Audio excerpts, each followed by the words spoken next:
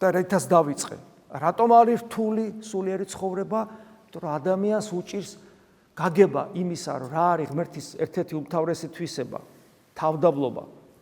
და შესაბამისად ვართ ხატი და მსგავსი მისი მას მივბაძოთ, ვისწავლოთ მისგან, ისწავლეთ ჩემგან, რამე თუ მშვიდ ვარ და დაბალ გულით ამბობს უფალი ჩვენი იესო ქრისტე.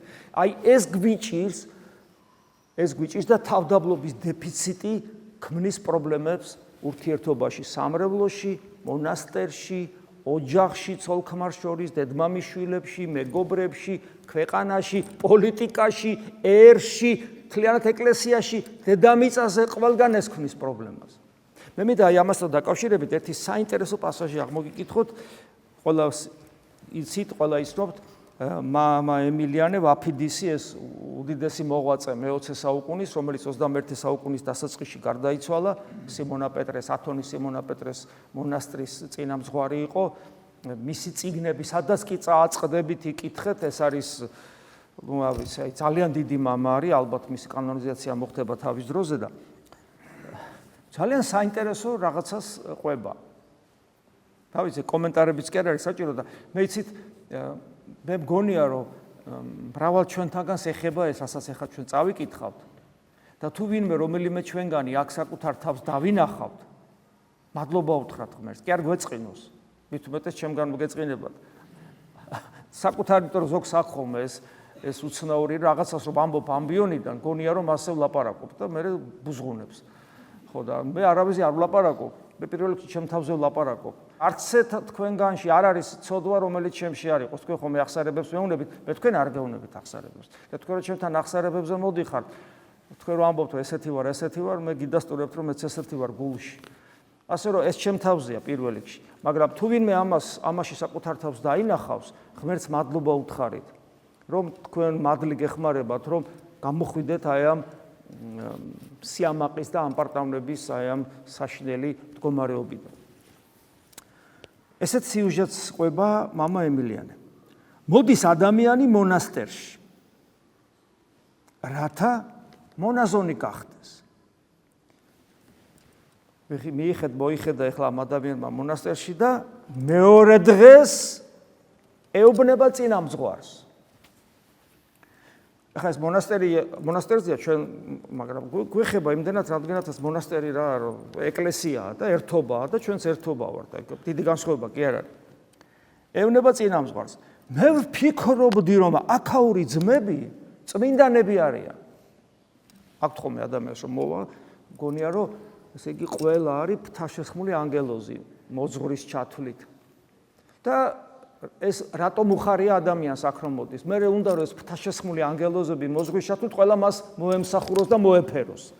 ეს დამოკიდებულება აქ. მოვიდა 64-ში მოდის. ადამიანი მოდის ეკლესიაში, გონია რომ 64-ში მოვიდა, აი რომ 64 იმ გაგებით რომ ყველა წმინდან და ყველა მას ეფერება.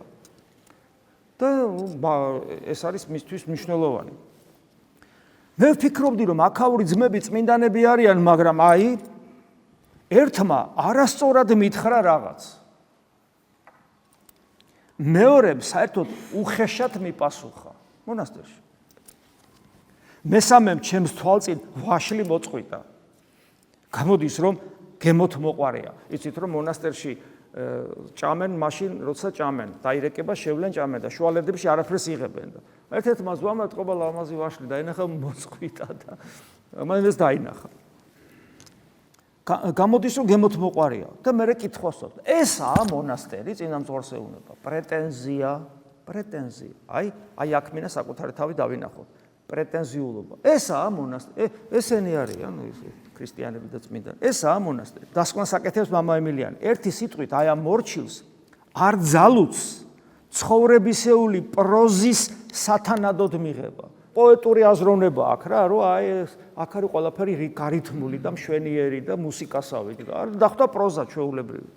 არ ძალუც ცხოვრებისეული პროზის სათანადოდ მიღება. თუ ეს მორჩილი წასვლას გადაწყვეტს, არ მოეწონა და უნდა წავიდეს. ნახეთ რას ამბობს. ჩვენ არათუნებას დავთავთ, არამედ ვურჩევთ და ხელსაც შევუწყობთ, რომ ასე მოიქცეს. ხედავთ რას ამბობს. წავიდესო რა, პირიქით კაია რომ წავიდესო ასეთი ადამიანი მონასტრიდან. მას არ შეუძლია იცხოვროს მონასტერში ასეთ ადამიანს. რადგან არ აქვს უნარი გაიგოს და რისი უნარი არ აქვს ამას. რადგან მას არ აქვს უნარი გაიგოს, რომ ყველაზე დიდად ამაყი და ცოდვილი თავადაა და რომ საკუთარ თავს ცოდვილად მოიხსენებდეს, მე ცოდვილი ვარ. ყოიციანად. ამით მხოლოდ ეგოიზმს ავლენს. გესმით? რა სიტყვები აქვს მამა ემილიანეს? ეს არის უძვირფასესი მაგალითი ჩვენთვის, ჩვენს გამოსაფხიზლებლად, რომ დავანებოთ სხვებს თავი, სხვების სწორ არასწორ საქციელს და მხოლოდ საკუთარი თავით დავკავდეთ. ეს არის პირველი ნაბიჯი იმ ქრისტეს დარი სათნოებისკენ, რომელსაც თავდაბლობა ქვია, რომლის გარეშეც არ არსებობს ცხონება, არ არსებობს ღმერთთან მიახლოება, რომლის გარეშეც ცოდვილებად დავრჩებით.